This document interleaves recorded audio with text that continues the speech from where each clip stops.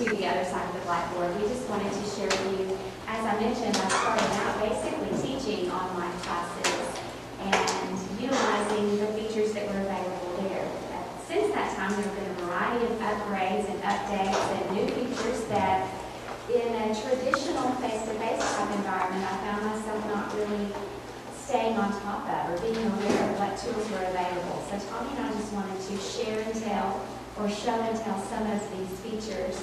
Due to time constraints, we won't truly be able to have the kind of hands-on interaction that we had intended or hoped to have. And if you do have your laptops, we invite you to log on, pull up a Blackboard course, and click and follow along with us. Tommy is going to go ahead and get us started with our first feature. Okay, so the first feature is probably the one that I get emailed the most about. Tommy, what in the world is a wiki and why blah blah blah? Alright, so you guys have probably seen a lot of the. You may have been poking around when you're on Blackboard. This is just an example website. There's no activity on here. I literally created this yesterday, so we're not going to have any course activity here. But if you come over to the left side, where I just clicked on, is the course tools feature, and this is where you're going to find all of the tools that we're going to be speaking about today. They're all listed here in the course tools. They're all available to you free of charge. And we invite you guys to come in and play with them. Again, if you need a refresher on any of this, if it just completely blows by you, we just wanted to show you what's available and make you aware of how these tools can be used. And of course, you can contact me or any other curriculum peoples, and we would love to help you out with this. I also want to say we're going to show you a few of the features on here today, but you don't have to use these in every class. In fact, Jodie's going to speak about journals and blogs just in a minute. And those two kind of butt heads, they're two sides of the same coin, so you can't really use both of those at the same time. What I'm trying to say is, don't implement this technology for the sake of implementing technology. That's the worst reason to implement technology, just to check it off your list. Use it to fulfill an instructional need. If you have an idea of how you want to use this, use it. So, wikis, if you come over here on the side, I'm just going to click on the wikis link here, and this will take you into the creating a wiki page. And whenever you create a wiki, I guess first of all, let me go ahead and lay this out. This comes up in every discussion of wiki. What is a wiki? Wiki is short for,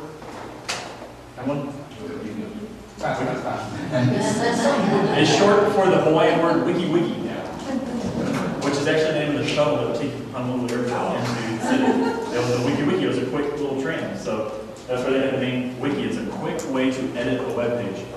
And what you do with a wiki is, just like Wikipedia, anyone can edit a single body of knowledge. So you have one entity of information, several authors coming into it, which is the exact opposite of what we're going to look at in a moment, just about blogs and journals, where you have a body of knowledge created by one author. So Wiki has several authors. You would just come in and you could create a class wiki on here. I'm going to just give it a lowercase wiki on here. There are several other features. You can restrict time and dates and everything. So from here, we can create our first wiki page, and we're just going to create I'm just going to create a hello one on here. We're not going to have a whole lot of time to really flesh out our wiki, just again because of time constraints. However, you can. We now have a hello page that was created by Jodie Hilburn. It has the dates on here, and you've got this wiki. So let me talk about conceptually what a wiki can do for you. You have this. Think of a book. Okay, so we have a book that we're going to stuff with all of our pages. I want to take a page from you, a page from you, a page from you. We're going to combine them all together into a class book. You may have seen this done in grade school, where the students create pictures or part of a story. That would be a good example of how a wiki can be created. Again, you have this whole body of knowledge that is your course wiki, and then each student can create a page on their own chapter. Perhaps you have divided out your course into individual chapters. I want you to work on chapter 3, you're going to present to our class on chapter 3. We're going to hold you accountable. I'm going to quiz you guys over the content of chapter 3. Everything they need to know, I want you to cook it down, put it on a wiki. You're going to do chapter 10, you're going to do chapter 12, and you can dish it out that way.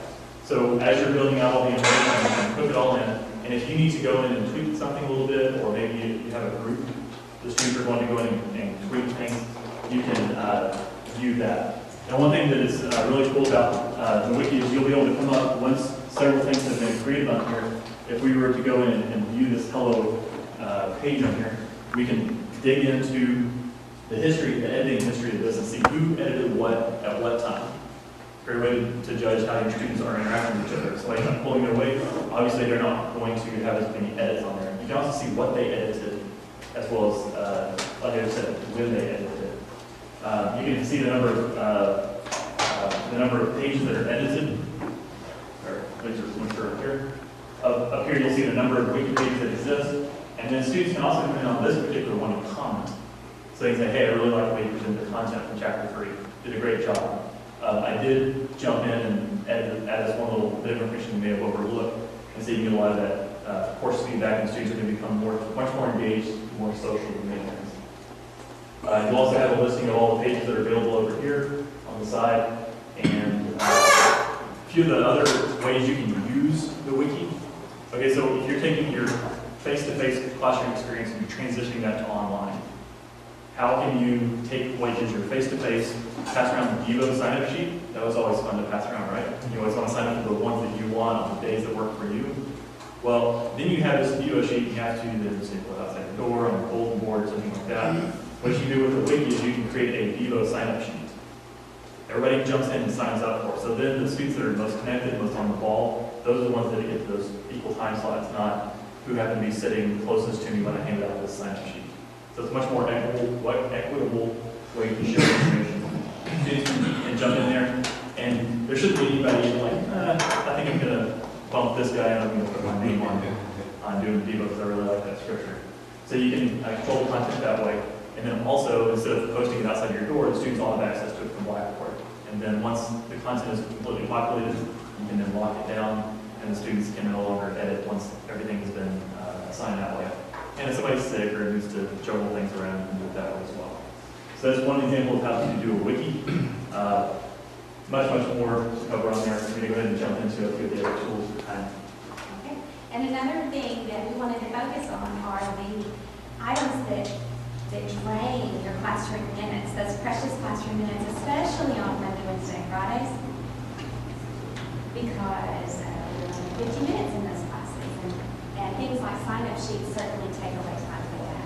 And not to discount wikis by any means. I'm not as crazy about the journal feature, but I wanted to share it because I think that having a personal connection with each one of the students is valuable and important.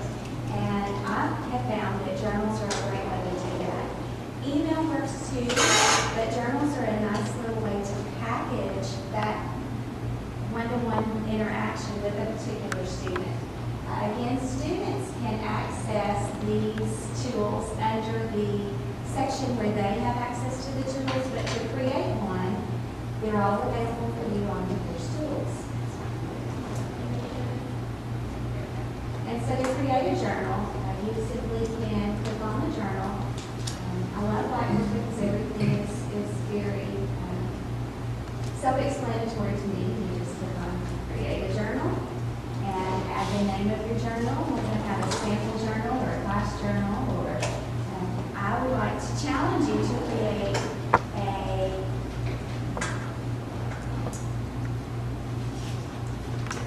my spiritual journal. And really take the opportunity to connect with each one of the students in your classroom about their personal experience with Jesus Christ. I think that too often we take it for granted because when you're a Christian university, that they already have all their ducks in a row, but they might not feel comfortable coming forward and saying, I've never heard anybody really talk like that, or it's not ever been truly meaningful to me personally. But with our younger students that are technology savvy, they find that it's more comfortable and not as not confrontational, but to come forward and say, can you share more with me about that? Where they'll send you a text, they won't answer your phone calls. And I found that journals can be simply like that as well. So you can click on our journal, and this will just simply be a one-to-one interaction with each one of the students that you set that up with. The great thing is students can set up a journal too, can't they? so if they have a question they want to ask you, they will as well. A journal is private between two people. He also wanted me to mention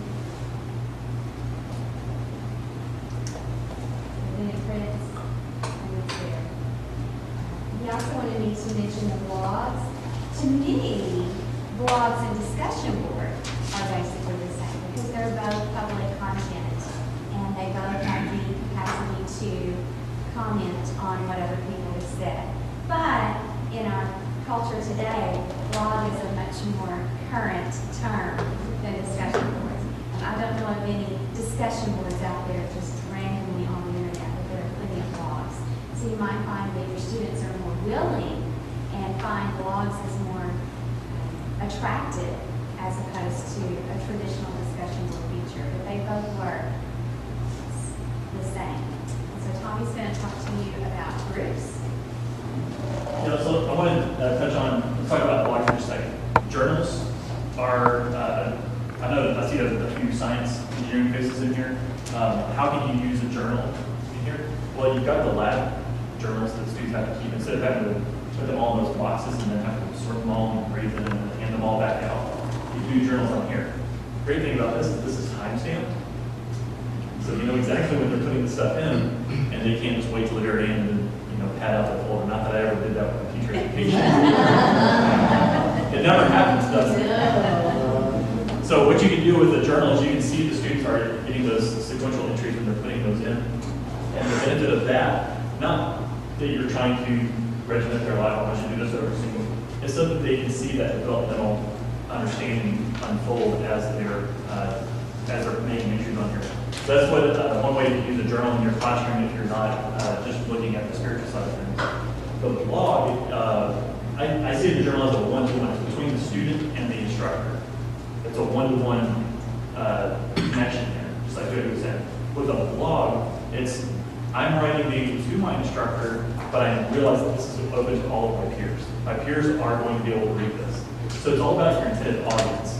Who do you want the student's audience to be? Is it just you, or is it you and their peers? And that's where the deciding factor is between blogs and journals. And always think I can go back to the emails to see, did I email that student back? When did I email them? And so a journal packages that all together. Okay, so just to clarify, if you create a journal, how many other students you can see? So I think there's a way we can make that possible, Okay. and kind of the purpose of it being a journal versus a blog. Right. So they couldn't copy it. Yeah, we can clutch it all and kind of blur definitions here, but I may have to eat my words if you want me to clutch a journal for you, but I think it is possible. I've used journals, but I wondered, is there a merit in using Google Docs instead? For having just an individual Yeah. back and forth between you and the student, Is there, as their way of entering and keeping up documents. The benefit of using a journal, of course, is they're already logged into Blackboard. Using Google Docs, because of the way that Google authenticates right now with our Turno accounts, it's a little, you have to jump through a few hoops, and so it's not as intuitive to most students. Are you guys familiar that we have Google Docs available here? Maybe that's a separate one we should do. We have Google Docs that are available, it's just like a Microsoft Word clone that's available online, stores all your files. Just one of the many technologies we have available. Let's jump into groups real quick. Groups, I can put my students in groups in a class, face-to-face class, super easy. What you can do so this is actually using my words already. Not under course tools, it's under users and groups. And so what you can do is log into groups, and if you have 30 students, I can create 3 groups, and I can say automatically assign each of these 10 into different courses. If I have students across several disciplines that I want to leverage their individual strengths and interests, then I can assign students to an individual group. With groups, I can assign group assignments, and so whenever I give a writing assignment to this group, that will appear in my grade book with each of those students, and it automatically knows who is assigned to which group.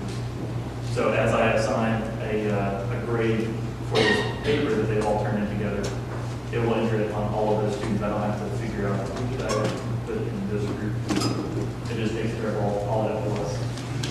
The difference between creating a single group, I can create it manually, or I can automatically assign groups in this one, in this group. Groups really is kind of a nebulous concept because everything that I can do with an individual student, I can do with a group. So there's not really a whole lot to show you as far as creating groups, just that it's available. And I want you to expose you to that idea. If you want your students to work together, even in small groups of 2, you can do that. You can say just randomly assign everyone to a partner. They have their own communication tools that are available to them. They have their own discussion board, they have a file share, they have their own group wiki, which is always a great way to have students working groups. Maybe somebody's working the midnight shift and someone else is, working during the day. They can still post their information on that wiki and collaborate asymmetrically. They can log in their own times to do them. So groups, I just wanted to show you that the groups are available, and then I can communicate with all of my groups.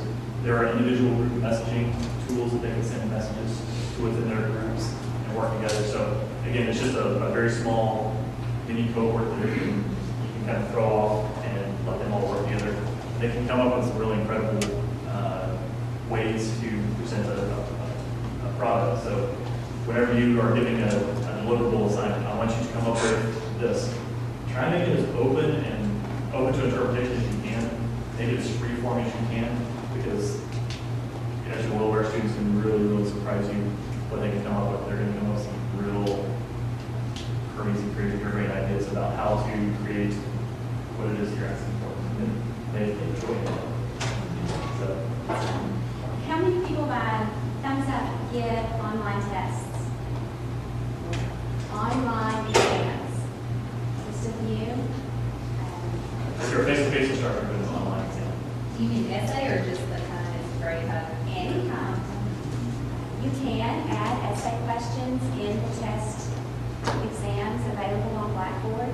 Just requires you to go in and write it in. A lot of people are really apprehensive about that. I just wanted to point out, especially on those Tuesday, Thursday classes, I don't want to give the whole time for a test. You can limit the number of minutes students have for a test. You can randomize the question order and randomize the answer order for multiple choice. You can also download from many of the textbook publishers test banks that are formatted for Blackboard. Well, that's Not all of them. right. That is true. But I've noticed that the education textbooks that we use, 2 years ago there weren't very many of them that have those Blackboard test bank packages, but now there are more and more of them that are coming on board with that. And so that's really neat too, to be able to input all those questions without sitting in, typing each one of them in individually. It's very, very easy to create a test, even if you do have to type it in. There are probably 13 or more different test option types, more so than just your standard multiple choice and true false. So just wanted to challenge you to look at creating a test in Blackboard and using that as a way to maximize your face-to-face interaction during your class times on the specified day. And the assignment manager I really like too, because it allows me to create the document, to keep it there, to know who's turned it in. I'm not taking out papers during class or telling somebody, oh, you still have this assignment you need to turn in. Plus, I have an electronic copy of their assignment. If there's any question about where it went, what happened to it, if they turn it in, then it's in Blackboard. And to finish this up, Tommy's going to talk to us about a brand new feature that just came out that I've never even heard of. Just real quick, you can do a glossary. My wife was just doing this for an online course she was designing, and it's just a like a glossary in the back of a textbook. You have a lot of terminology, a lot of vocabulary you're exposing your students to. You just put a glossary in here so that way they have a more readily accessible. And you can create those with a comma separated list. So if you have a bunch of terms that you're wanting to add to over and over and over, you can create this comma separated value list and throw that in there. It's kind of this, there's always little nooks and crannies all over Blackboard that they don't get used very often, but it's just another tool that's available to you. I did want to talk to you about tests also. Whenever you're creating a test, you don't have to go through and manually do that. I don't know if all of you are aware that we have a tool called Respondus. Any Respondus fans in here? Love Respondus. What you do is get into Word, you can format your questions a particular way, hand it off to respondents, it goes through and processes the whole thing, and spits out a Blackboard ready test file. And the great thing about that is that you can develop over time 200 questions for one of your chapter quizzes. So you have 200 questions, but I'm only going to give you 20 of them. And then you can randomly select any 20 of these 200 questions. Or you can give the students all 200 questions, so you can study all this. I'm only going to be asking you 20 of them on this chapter quiz. And that would be considered a pool. So you have a 200 question pool. The test would then randomly select those 20 questions. Give them to the students, jumble the answers. It's greatly going to cut down on the amount of any kind of assistance that students will be providing each other. So, That's all there is to Blackboard. that's it. That's all I do. It's just those few tools.